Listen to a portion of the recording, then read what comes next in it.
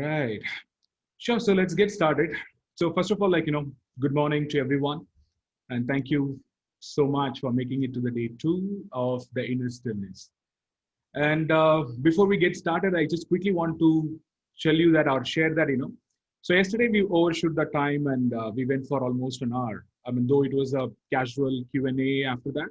So the program, how we can segregate or we can structure it in a form which is not so rigid, but then some it gives some kind of a place so that people who are busy after 7:30 they can always pursue with their day-to-day life instead of being here.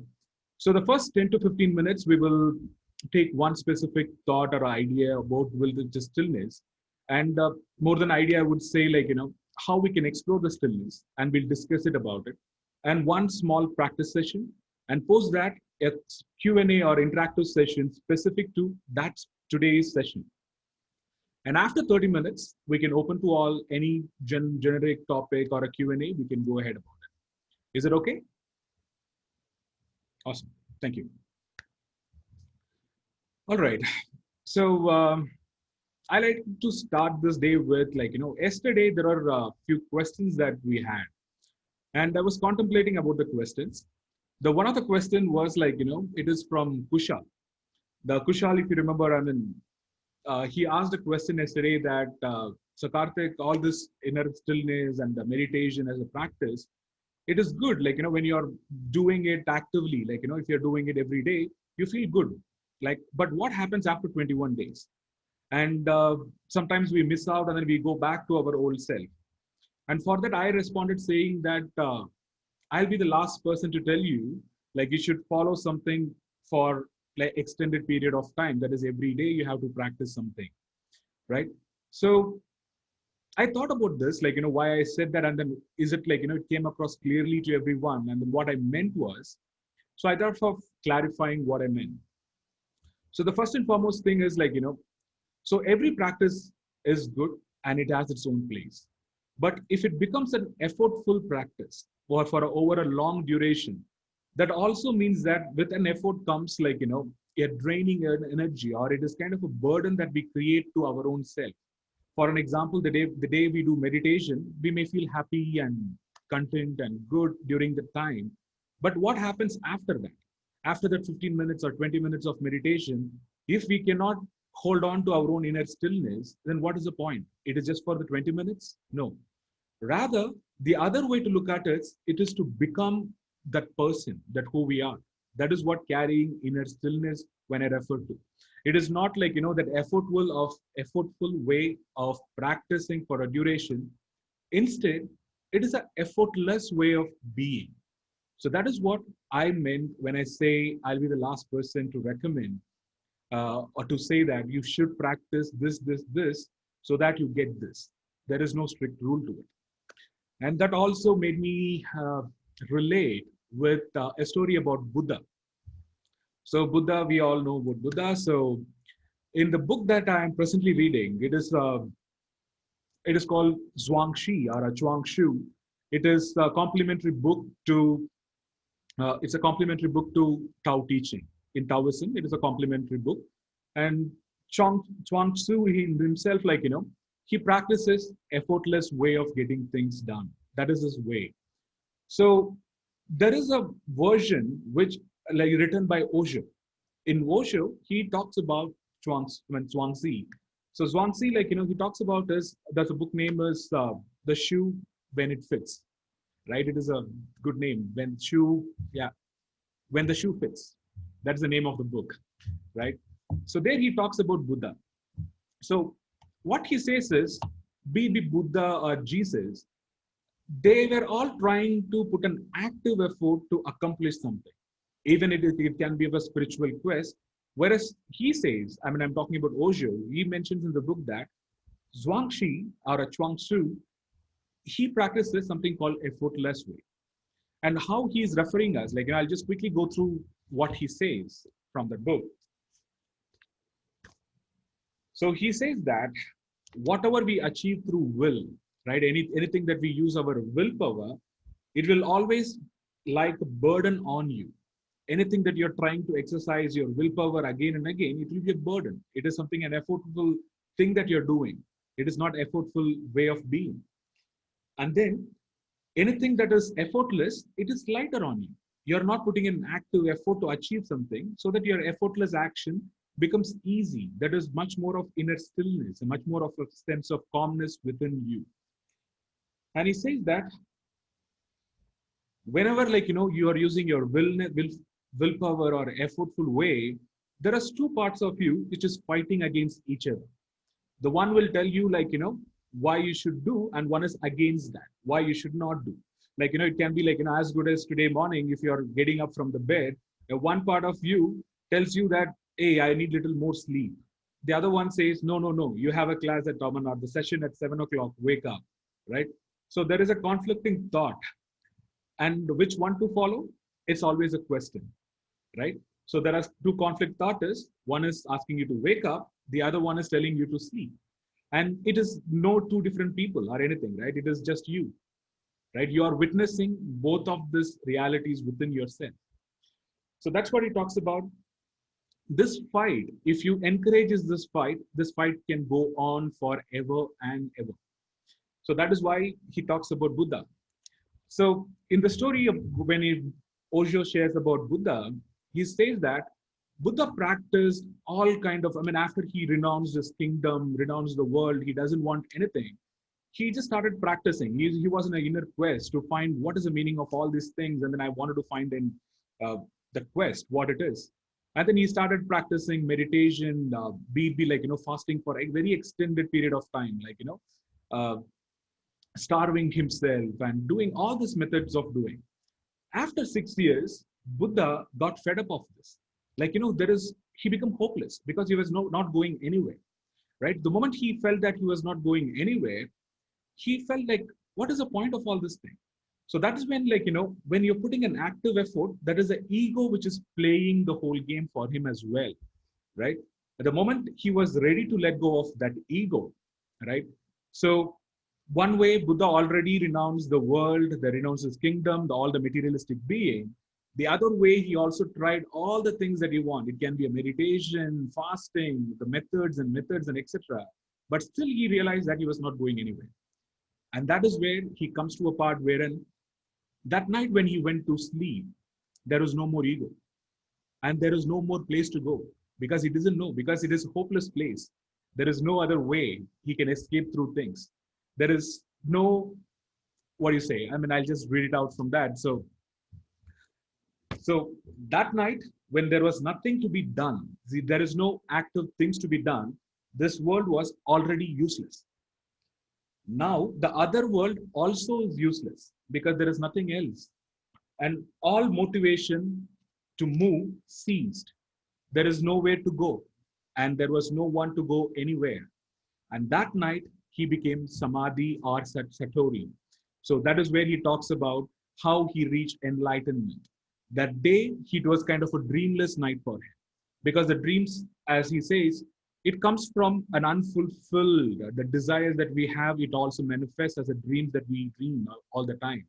So whereas here, when Buddha reached a certain place of Samadhi, the next day when he woke up, he is a completely different man. He realized the life as a whole different thing, different being, right? So everything, he's looked at the stars, he looked at the sky, he looked at everywhere. Everything looked new to him.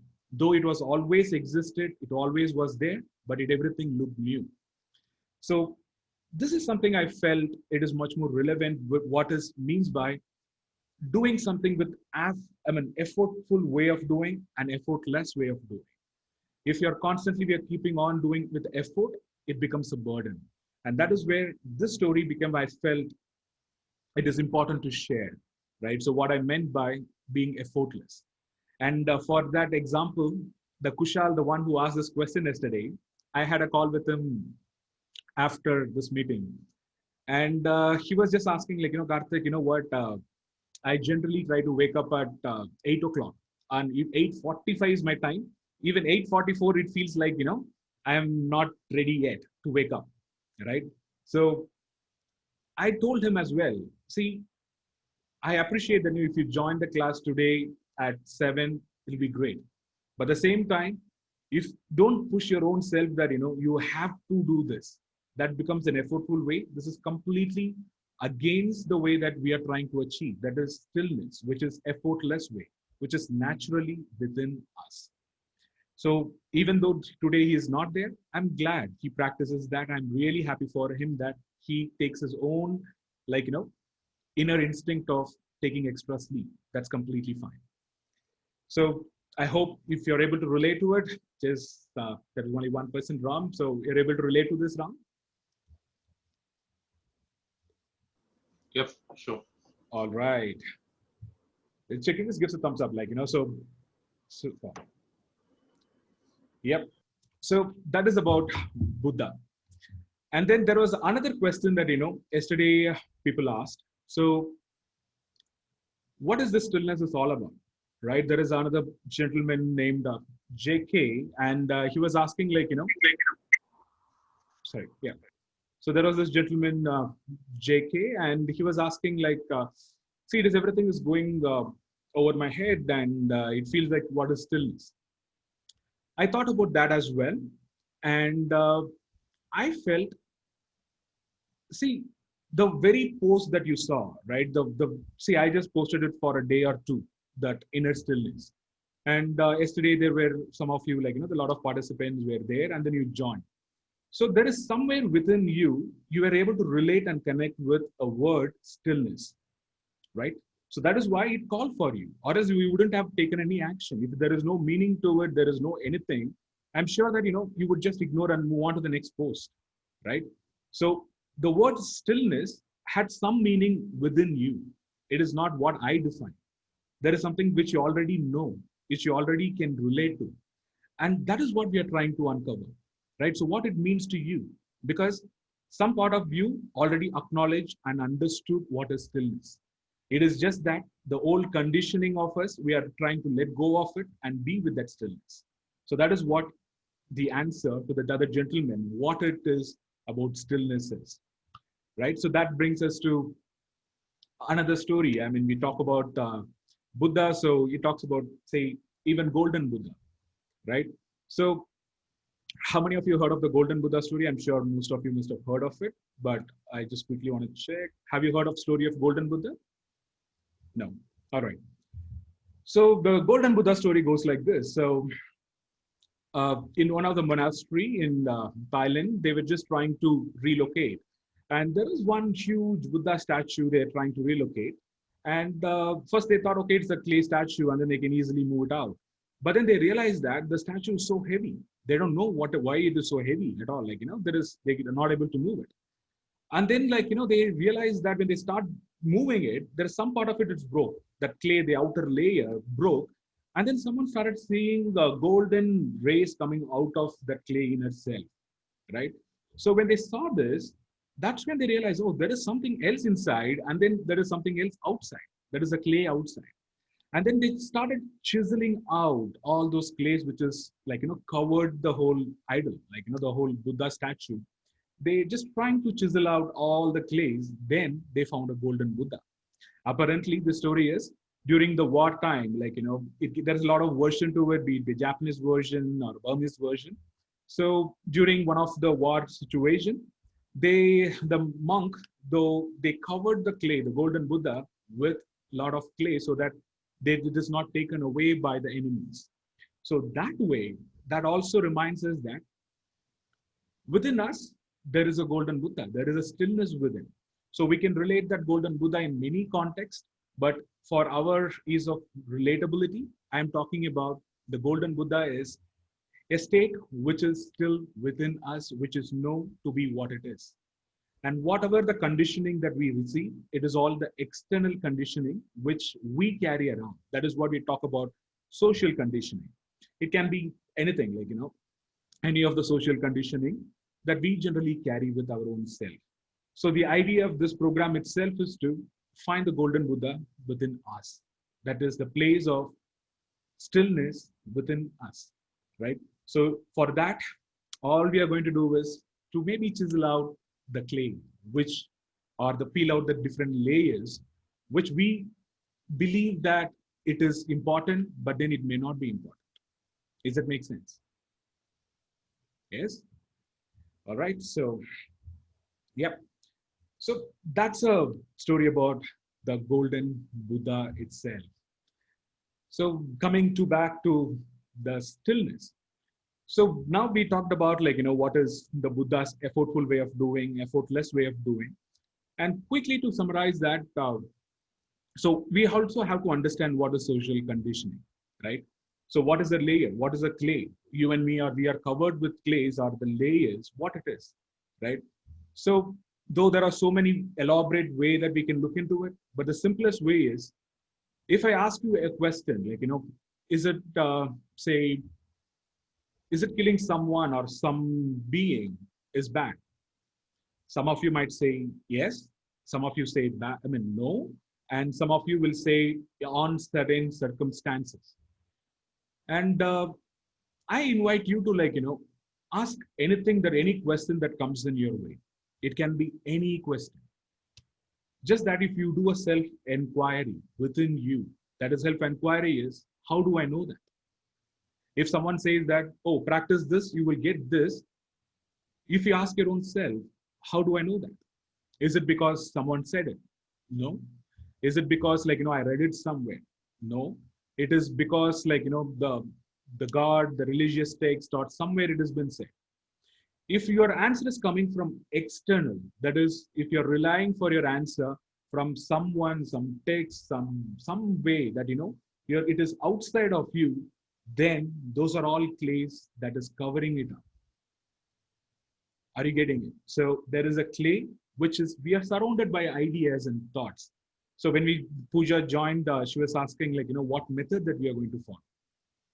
And then I told her there is no specific method, because the individual journey is so unique and it is for us to take, right?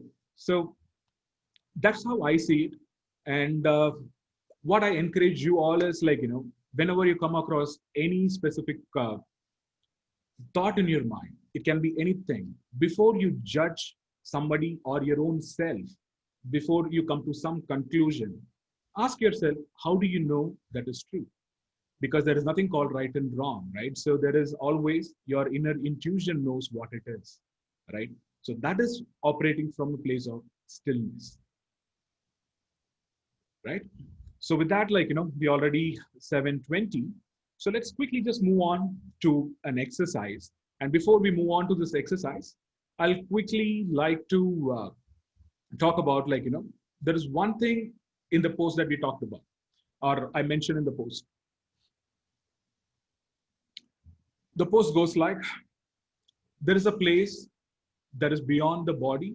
There's a place beyond our senses.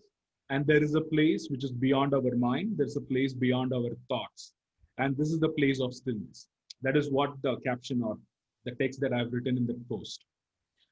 So today, the exercise that we will be doing shortly, so let us keep that exercise pretty much with going beyond or relating with the body, or you're talking about the senses, mind, and thoughts.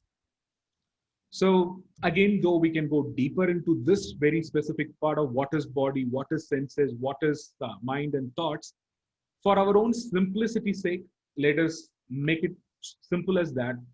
Talking about body and senses as together, mind and thoughts, emotion and feelings together. Right? I hope that should be okay with you, because I'm just trying to simplify that. Though as a physical body, it is an autonomous being in a different way. It can be our breath. It is autonomous. When I say that you don't have to put an active effort. Your body needs oxygen, it knows, you will breathe, right? You don't have to consciously breathe.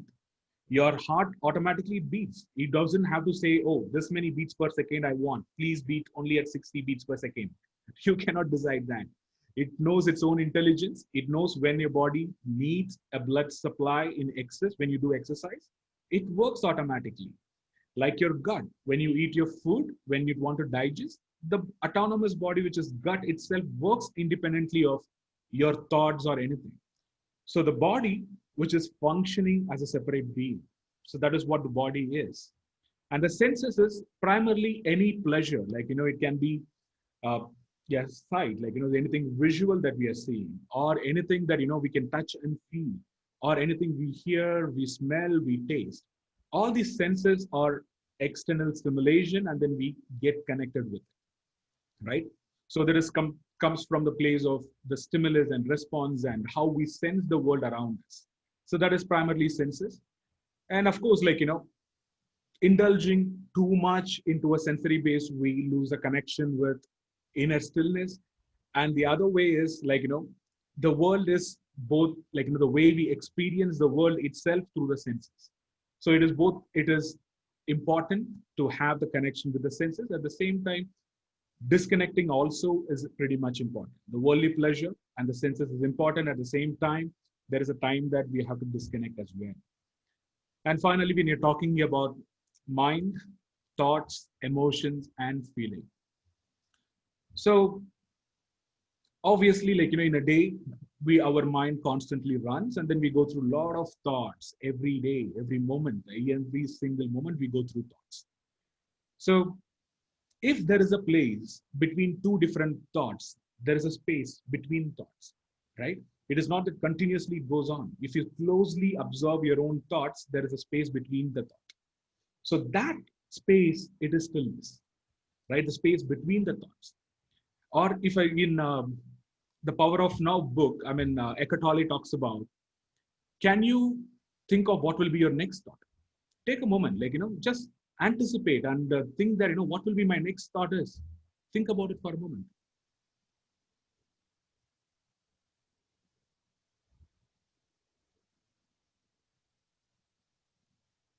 You know? So how many of you got a thought, or how many of you didn't get a thought? Just, you got a thought? Okay. So what is going to be the thought will be your thought. Maybe.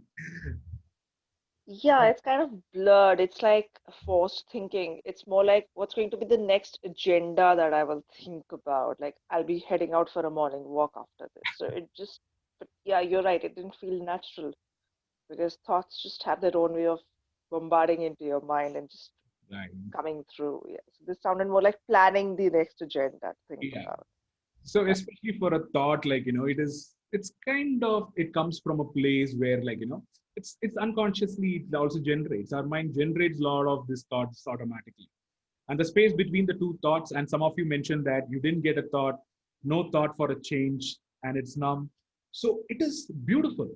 And that is what I'm talking about as the stillness is. Your mind is quiet. It is not active. It is not planning. It is not thinking. It is not actually trying to construct a new thing. Rather, it's quiet. It is still. And that is what the stillness is, right? And to summarize the last quickly is, the stillness is a place of silence, right? To give you an example, when someone is playing a music thing, piano or something, between the each note, though the note or the one, the each keys are making the sound, which is makes it you glad. You enjoy the music, but it is not just the sound that it makes, but it's actually, there is a pause, there is a silence between the two notes, makes it much more enjoyable. Because if I constantly press the keys without the thought, right, so there is no stillness there, and you cannot enjoy. Just imagine if someone keeps pressing the key from one key to the other in the piano, how it will feel. Instead, there is a pause, there is a silence between the two notes, that makes it as a music. It is not the tone. Instead, it is a silence. And that's what we are talking about as inner stillness. So with that, we already taken so much time, and I have to replan the day how it should go. But then, let's quickly get into exercise for today. I'm sorry, today may extend by another 5 to 10 minutes for this exercise. So let's do this mindfully, and post that we can have a Q&A. Is it okay? Awesome. So I'll quickly share one thing is, give me a minute.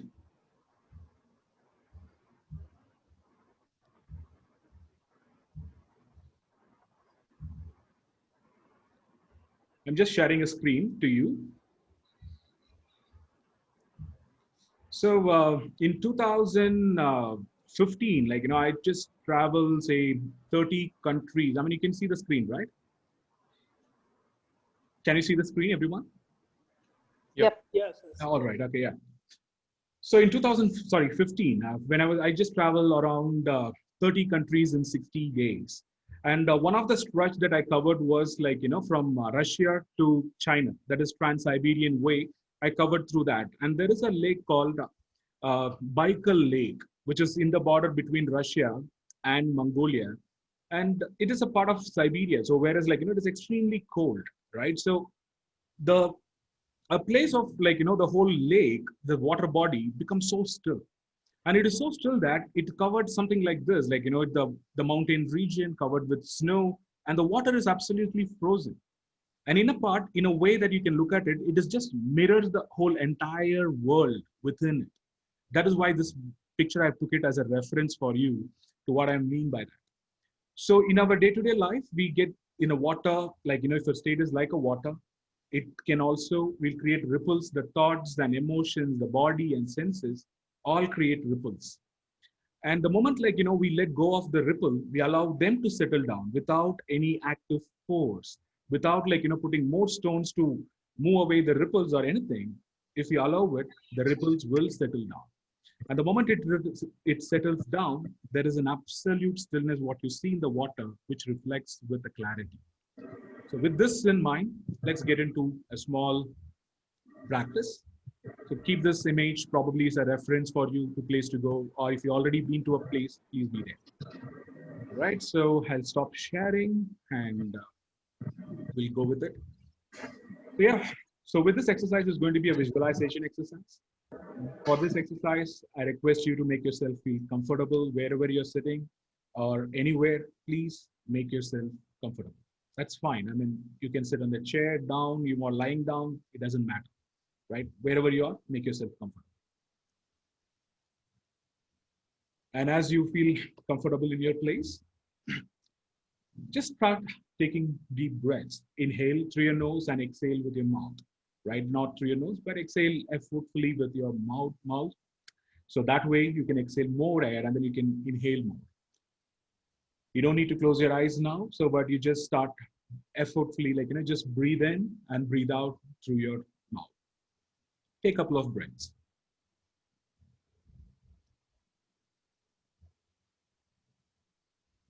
As you take a breath and let go of your breath, just feel much more your feeling of sinking in within you. Just take a breath, and when you inhale and exhale out, just go deeper and deeper within you. In your next out breath, gently close your eyes. As you close your eyes, bring your breath to the normal flow, whatever is natural to you, just bring it to the natural flow of breath. Now, just gently acknowledge the surrounding noise, environment, your physical state of any comfort or a discomfort that your body is sensing. Just glance through from your head to toe. Just scan from the head to the toe and see if there is any discomfort in your physical being, physical body. If there is any, just make yourself relax and acknowledge that feeling. Then scan through your senses and feel that is there any senses that you feel in your body. It can be any senses that you can feel within. Just glance through yourself and see if there is any sense. And if you have any sensation, gently acknowledge the sense.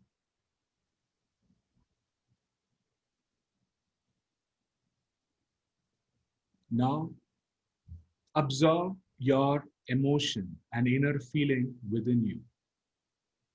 It doesn't matter what you're feeling and what is your emotion is. It's what kind of a feeling it is.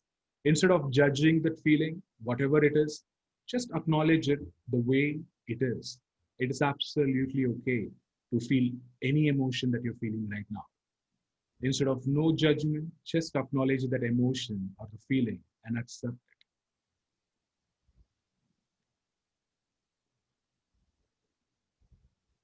Now, tune into your own thoughts. What kind of a thoughts that's running on your head? Just observe that.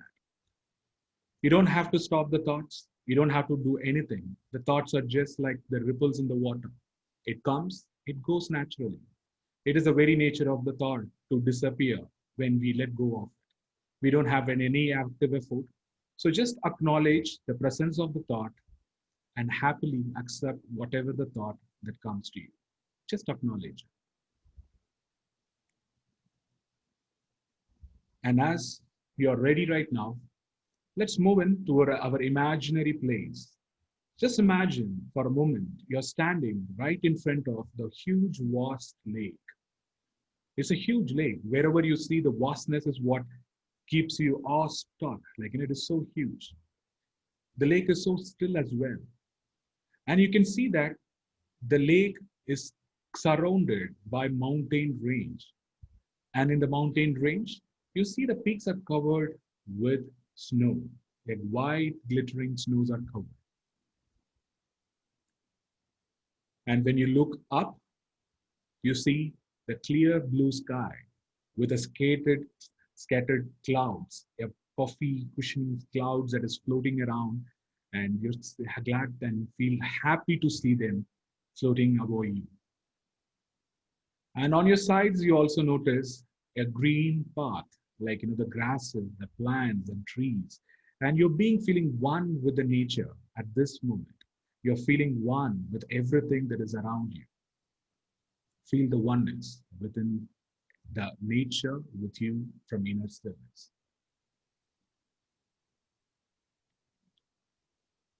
At this moment, you also notice you have few pebbles or tiny stones in your hand. So now you can pick one of the stones or one of the pebble and throw it into the water. That the water, which is absolutely still, you throw them into the water. And first thing you notice is the ripples. The water forms a ripple, that stone that forms a ripple, and then you see that the ripples are making the whole, the reflection little wavy and little kind of not clear. However, you just observe and you see that the waves and the ripples are going away and it is disappearing over a moment. And the water becomes still again. Just for a moment, be there with the stillness. And then you pick up another stone, another pebble, and drop it into the water. Just observe the ripples once more. And also see how the ripples fade away into the vastness of the lake. And as the ripples fade away, you see the stillness once again. So continue with this, with all the pebbles one by one into the water. And see, just observe without any judgments, just without anything, like, just observe the ripples that's created in the water body. And then how the water come back to the stillness naturally, without any effort, without any way of doing. And be with the stillness for a moment. And allow you to take your time. There is no hurry to it. Just take one pebble at a time and practice it. And finish all the 10 pebbles into the water.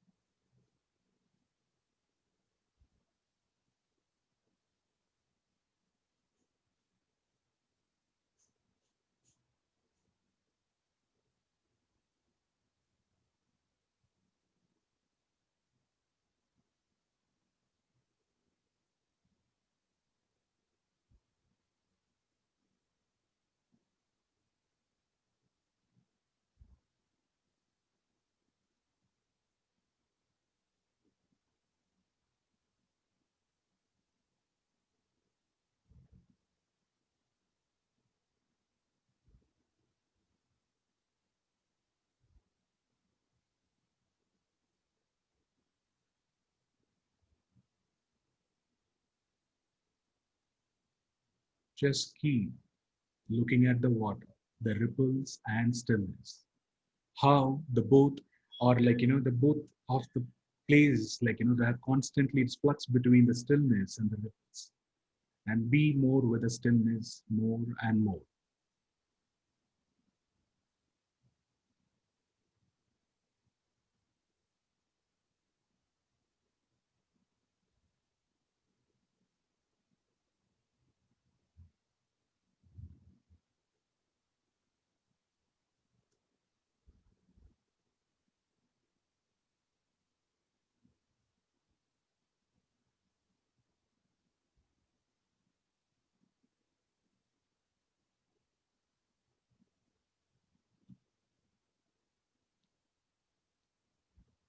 So at this moment, we know that the water, that created a lot of ripples, as well as you saw that the stillness. And at this moment, you also don't have any more pebbles to throw into the water. There is no more stones. There is no way means to create a ripple again. It is just stillness right now. Just be with the stillness at this moment. Be there. Be at this moment with the stillness. Just enjoy this moment with stillness. And you see that the water, it is reflecting the whole sky, the mountain ranges, the green forest, plants and trees. Everything, it is just like a mirror from the state of stillness.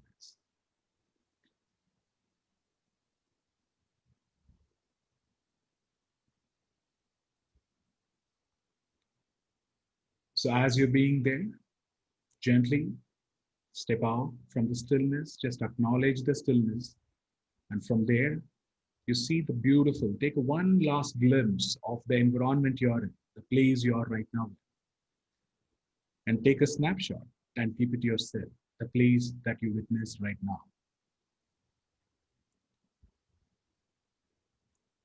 So now let's bring the awareness. It's time to let go of the place and come to your present place. So bring your awareness back to wherever you are. Wherever you're sitting, just bring the awareness back to it. Just observe the sounds around you.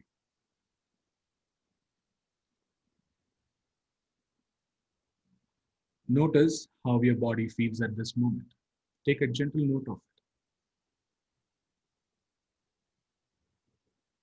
Check for any senses, any kind of a sensation that you're feeling in your body at this moment.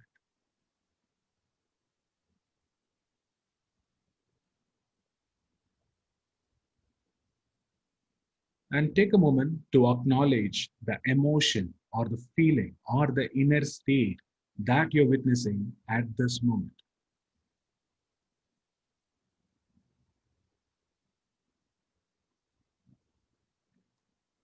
Finally, with the next out breath, as well as whenever you're comfortable, you may open your eyes.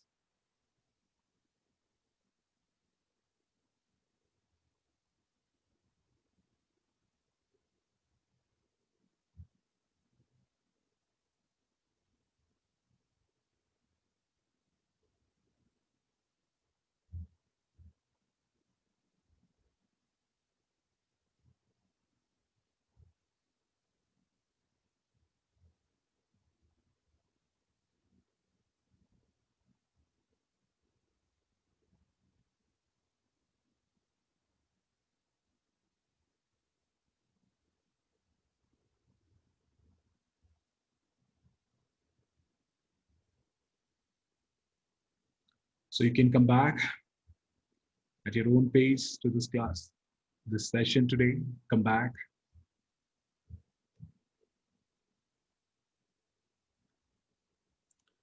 All right, I believe everyone is back to the session.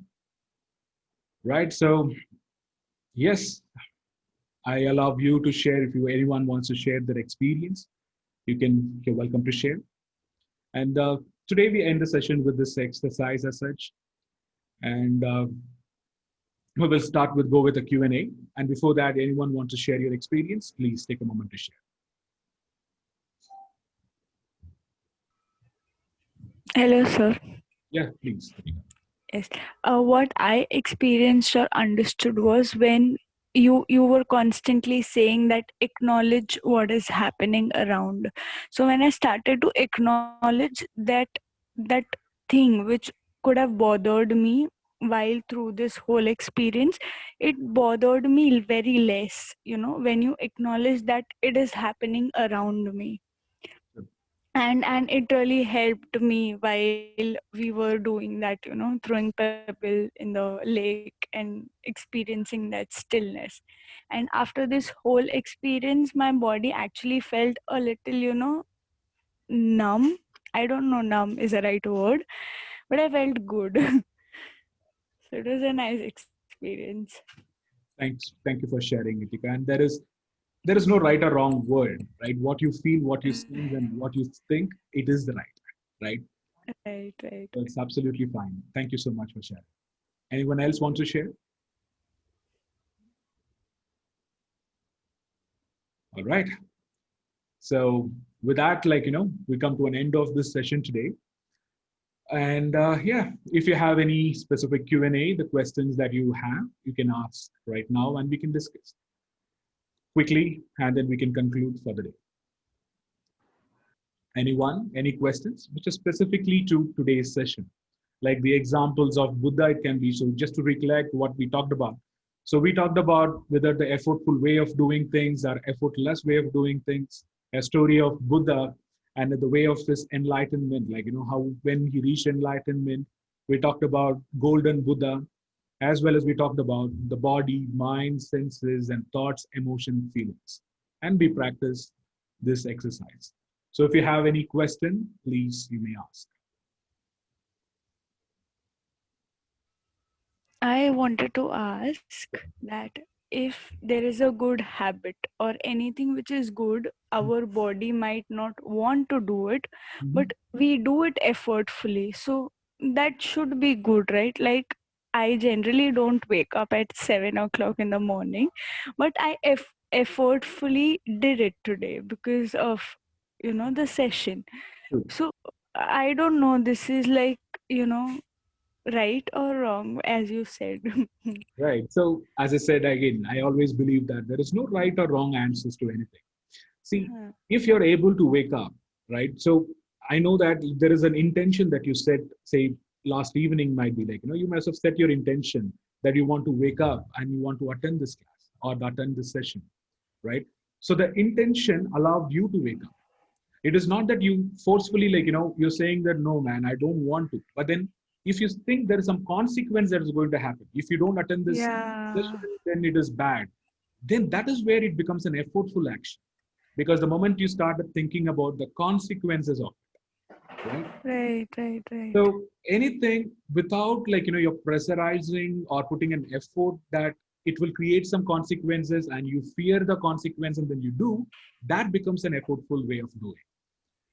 But then when you start working in office or either somewhere, you know that when you go late, your salary cut hota hai, right? So, but then we have to do it, right? So, what do you think about that? Yeah, see, that I don't have anything about it. That is your office policy. What can I say about it? Right, Right? right. Right. So, see, the reward and punishment is a social constraint itself, right? So, they reward you for your good behaviors and they punish you for your bad behavior according to them, right? It is no right or wrong answer here. So, the society way of handling things is from the time that we were born, from the parents you talk about, everyone want to tell us I feel happy if you do this, and I will feel sad if you do this, right? So, reward and punishment is a constantly happening thing in social conditions. So, when you're talking about your office, that is exactly the same thing. They will punish you if you come late. So, that way they push it. Right. Okay, can I say something here? Can I just Yes, add Shiva. to what Hithika was saying? Yes, Shiva. Yes. This just happened yesterday. There's a very close friend of mine who, about 6, 7 months back, got Mhm. a very, very good high flying job with a very big ad agency Mhm. here in Gurgaon. Mhm. And but a couple of months down the line, he said, I literally have to take gulp in black coffee and drag myself to the office, Mhm. and I need black coffee the whole day just to get through my day. Mhm. And I told him at that time that this is no way of existing. you can't just kill yourself Monday to Friday and just wait to be alive on Saturday, Sundays. And he didn't quite get it at that time, you Mhm. know. Mhm. So, so we left the discussion there. Now, about a month back, because of Mhm. COVID, he got laid off. Mhm. And his first reaction was like, oh my God, what am I going to do? And it's going to be about a month now. And he sent me a text yesterday and he said, I now see what you were talking about because the 1 month notice period that he had, he opted for a work from home and he started working on different small, big projects to, make ends meet. He said, even though the stress of figuring out how will I earn money and spending half of it on anti anxiety pills, he said, Shivani, we even lost though you. that stress of We're not able to hear you. you're not Hello. able to hear me, Yeah, yeah? now it's fine. Now it's fine. Yes. Oh, Okay. maybe And my he connection. Maybe I'm not sure. Okay. And he said, even though I have to figure out every day that, what am I going to do? I'm applying at jobs, I'm giving interviews, I'm taking on small, big projects, but there's a sense of peace in that. I'm not dragging myself to a big corporate office, earning big money and spending half of it on anti-anxiety pills. I haven't touched black coffee in days, and Mhm. I'm just working in peace. And though the outside conditions are totally contradictory now, but I see what you were talking about, that if you've got to drink black coffee and drag yourself, that's not pursuing your career with passion. That's just being a corporate slave. True. Very rightly said, Shivani. That's true. Yes. So, anyone else like to share? You can ask or discuss, interact. If not, so officially we will end the session today right here. And if anyone wants to stay back and ask any other questions, you're welcome to ask. And if you want to leave and start your day, wish you an all awesome day ahead of you. Have a wonderful day and see you tomorrow. And but until tomorrow, see you then. Bye bye.